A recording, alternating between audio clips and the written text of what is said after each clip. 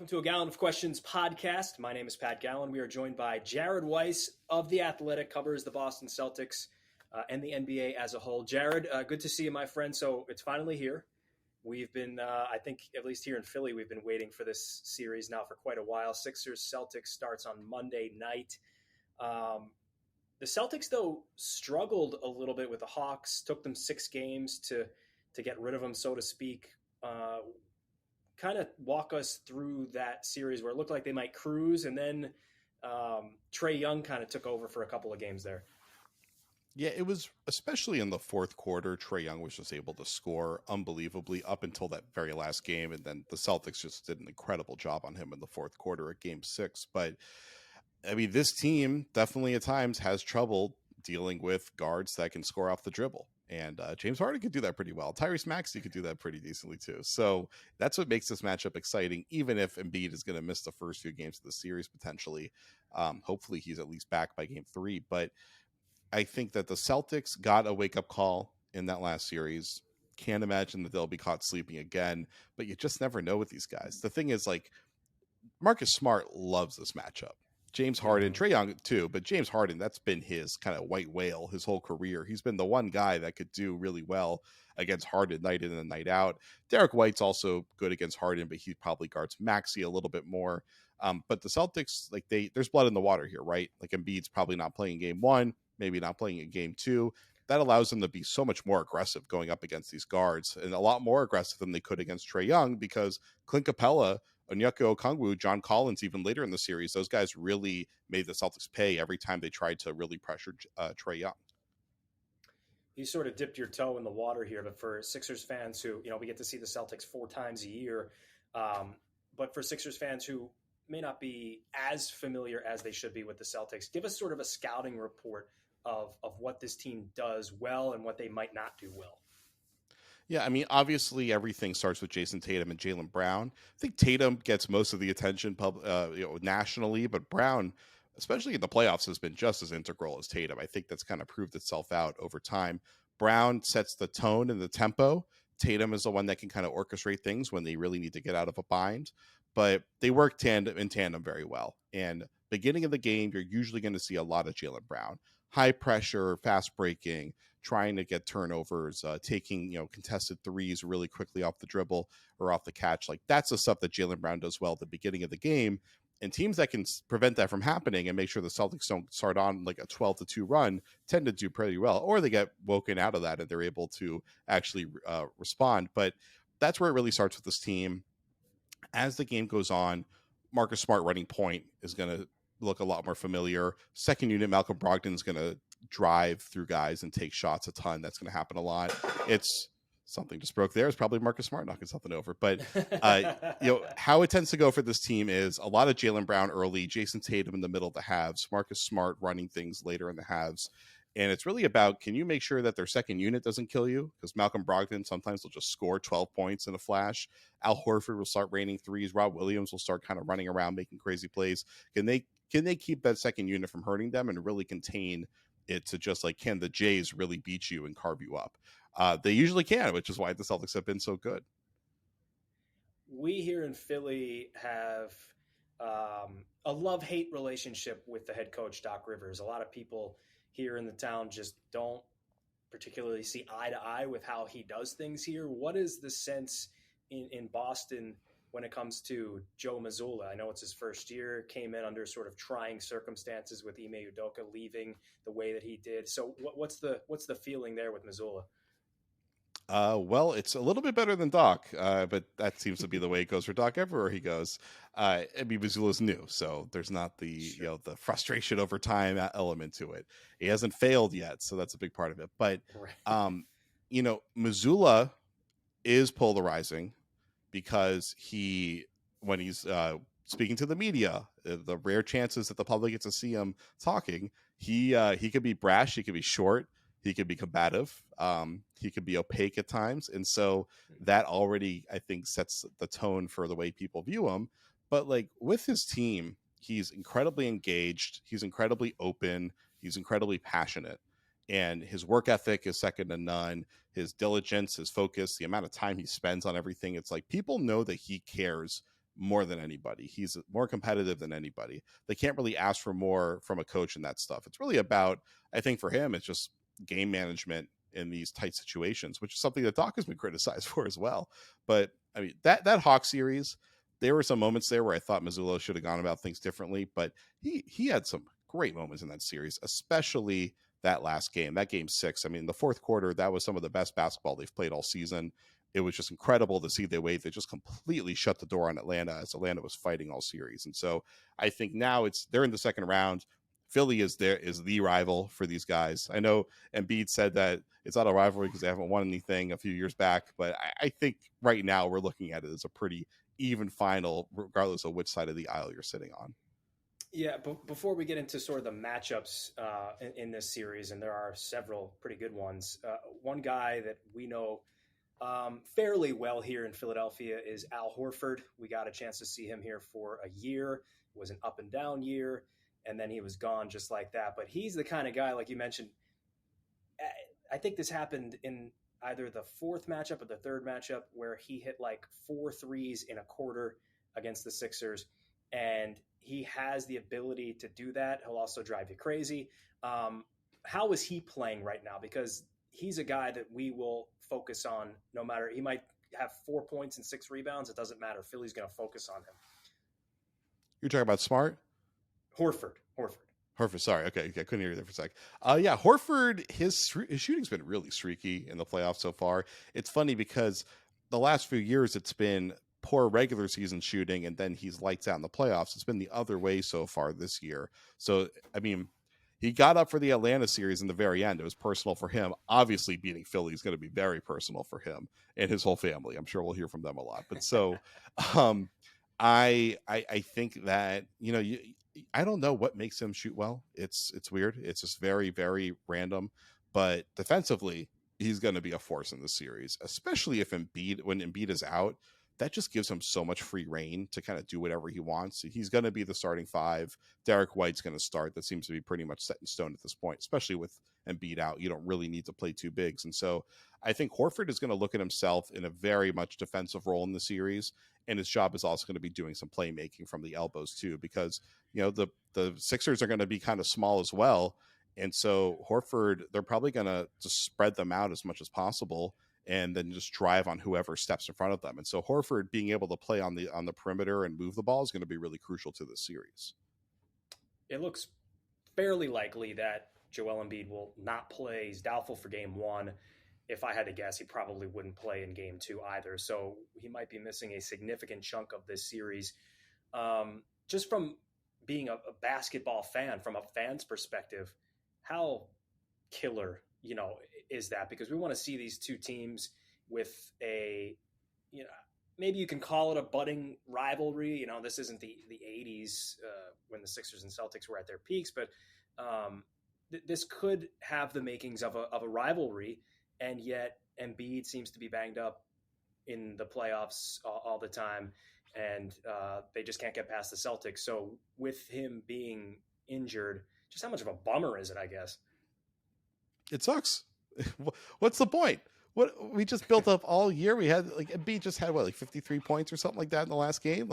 It is not fun to play a team without their best player. It's just it is not what they work towards all year. It's not what all the fans built up towards the suspense all season long. It ruins it. And if you're a fan who's like, I don't care, I just want to win. Sure, at the end of the day, if you're having a parade, you're not going to really care how you got to that parade. But if you have the chance, do you really want to get to that moment without having to truly beat the best? Is it really worth it if you're basically playing nobody? I mean, ask the people in Toronto, right? It's like everybody on the Warriors got hurt at the end of that series. I don't think they care at all. I think if you're Boston, you've won enough championships that if you're going to win it, you want to win it right.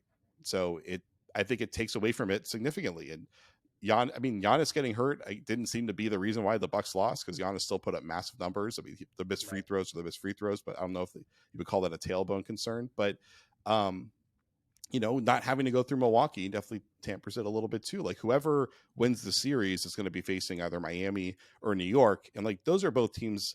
Miami, nobody thought any way in the world that they could get to the conference finals, even if we thought Jimmy Butler was going to do what he does. Now, I don't know if we still view Miami as like Miami of last year. Maybe we should. Miami of last year was really great.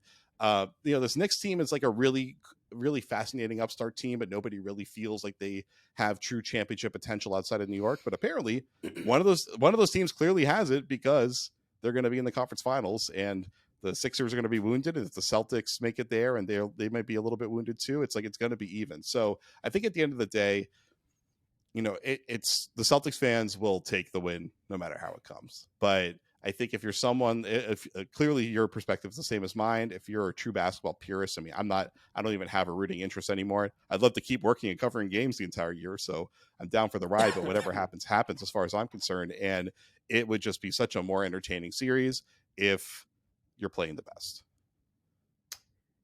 Discuss some of your favorite matchups of what you see in this series. You mentioned Harden and Marcus Smart. That certainly could be one of them. I'm sure we'll see Jaylen Brown on James Harden as well at times. What are some of those matchups that are key in this series? Yeah, so it's Smart on Harden, White on Maxey. That's what this series clearly is going to come down to, considering that if Maxey and Harden can steal a win in Boston, like that's a massive, massive momentum swing in the series. Presuming Embiid is coming back probably by the time they get to Philly, who really knows? But Smart versus Harden is just like one of the great matchups in the NBA. It's just because these guys, they're elite floppers, they're elite mental torture guys. They're super physical and very technical and subtle. They're not like super athletes. These are guys that like to battle in the trenches. And so I think it's going to be incredibly entertaining. And then White versus Maxey, two guys that like have a finesse game. It's very much built on speed, balance, and reads. And so those two guys also match up beautifully. I think we're going to see a lot of the series of Smart trying to pressure Harden on the ball. Maybe the Celtics are sending pressure up towards the ball by like not deep dropping off of screens, and then they're trying to force the ball out of Harden's hands. And the question is going to be, a lot of the series is probably going to come down to when Maxey gets the ball swung to him and White is trying to rotate over, is Maxey going to beat him every single time? Is Maxey going to get open shots? Because we could see Maxey average 30 a night in this series if the Celtics really want to pressure James Harden, which I think they should do while Embiid is out. Because if you pressure James Harden, there's only one guy that can really kill you on that team, or the Sixers are going to get incredibly hot shooting the ball, which they certainly can. They have the talent for it. This series really comes down to, does Smart need help really taking Harden out of his game? And if he does, that's when it's when all the shooters can really, make the Celtics pay. You get to see him 82 games a year. Plus, how do the Sixers stop Jayson Tatum? I think that's maybe the NBA would like to know how to do that. But for this series, what's the key in at least slowing him down? So in the past, the key was to try to make him uncomfortable putting the ball on the floor out on the point of attack. That doesn't seem to work nearly as well anymore. So I think it's really looking for bigger defenders that can prevent him from getting to his spots. Tobias Harris fits the bill generally, but we all know Tobias Harris at this point just doesn't really consistently bring it, and it hasn't really worked so far, I think, against him this year too well. Is PJ Tucker going to be the one guarding Tatum and shoving him around? I think I wouldn't be surprised if we see Tucker doing that, and then Melton will probably get a ton of Jaylen Brown. I don't think Maxey's going to get on Jaylen Brown. I think just Brown would just like kind of shoot over him over and over again. Yeah. So I think we'll just see a lot of Melton and Yang rotating in there and getting him. But Niang matches up pretty solidly against Tatum. Harris does as well. But I think you want Tucker on him. Especially because the Celtics are probably starting small, so it makes sense that Tatum will be at the 4. So Tucker will probably be at the 4. And you want Tucker to just set the tone of just beating the crap out of him at the beginning of these games. And, Tatum usually, if it's a physical matchup, he's going to eventually find his way to the hoop where he can start drawing fouls. Tucker's pretty good at not fouling. Tucker's got good hands. He's going to slap the ball out of his hands when he tries to gather the ball, stuff like that. It's going to be a real psychological warfare test for Tatum. So this is going to be really interesting to see. This is the year where Tatum needs to prove that he's the championship leader. Last year he did a really good job. Then in the finals, he just kind of fell off later in the finals, while Jaylen Brown and Marcus Smart really carried the team to the end of that finals. But this is the first big test for him to be I can take on a truly reputable, intense veteran defender and just completely take over the series. There is one thing I worry about from the Sixers perspective, is that PJ Tucker gets into foul trouble, because there will be big portions of the series when Joel Embiid is not playing where Tucker's got to play a small ball center, and they can't afford to lose him to the bench with 3 early fouls or whatever it might be. So I do think we'll see a good bit of Tucker on Tatum, but I don't know that that would be the exclusive matchup just for that reason. So that being said, that would be more with Joel Embiid on the bench. If Joel Embiid plays, and this will be my final question for you, if he does play, it clearly this series changes or can change. How do the Celtics try to stop him, especially after what we saw in that final game? You mentioned 50, I think it was 52 or 53 points he had in that one. Yeah. So what makes this really interesting, it was 52, by the way. What makes this really interesting is because Embiid is playing on a bad knee, he's probably not going to have a lot of push off of that knee. He's probably going to, like, for one, does that make him want to be more of a shooter where he can get into his like turn around and pull up shots? Or does he actually have to be more forceful because he can't get the comfort and balance going into those shots because it's kind of extending your leg backwards to get into a fadeaway shot? It's like you got to put a ton of load on that leg to plan up and get up. So I wonder, we don't know which way he's going to go. Is he going to be super aggressive or is he going to be more finesse? If he's more finesse, you probably don't want to double him because you want him to take that fadeaway. And then basically the way that the Celtics tend to do it, they did this against Kevin Durant last year in the playoffs, was if you see the star taking a fadeaway from the post, he's in single coverage, and then the nearest defender flies over and tries to contest the shot from behind. You're not really trying to block the shot. You're just trying to make him think about that contest coming from behind. So it's a very, very loose double. If Embiid's trying to back guys down, basically what they've usually done is they wait for him to try to gather the ball and kind of look one direction. And then as soon as he looks like he's going to spin back, that's when they trap from that side. And that's where you start getting a lot of steals and turnovers. So I see the Celtics probably doing, honestly, more aggressive double teaming on him and trying to try to put him under duress early on and then start to get a little bit more conservative in their coverages. But I think that they want to, as soon as, before he gets a rhythm and feel for how his knee is, just blitz him over and over and just make him uncomfortable from the start. Never let him find that rhythm, because we see when he finds a rhythm, he scores 50 points and there's nothing they can do about it. Horford's good on him. Grant Williams is good at preventing him from get through. But like if Grant Williams is covering him, they're going to have to double because Embiid will be able to get to his pull-up shot. So, I think they should just kind of make Embiid uncomfortable from the beginning, deal with the fallout of whoever else can hit shots from there, and then kind of adjust as the series goes on.